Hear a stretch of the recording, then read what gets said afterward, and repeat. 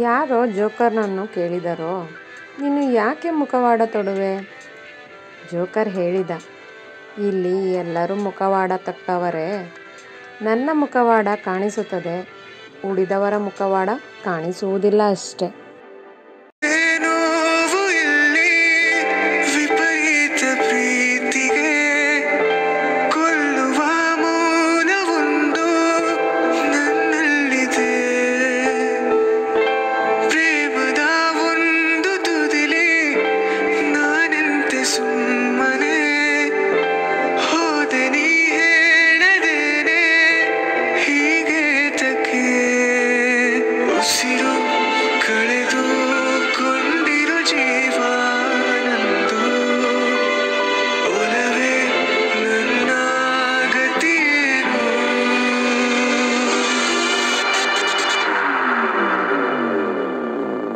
ज्योतिया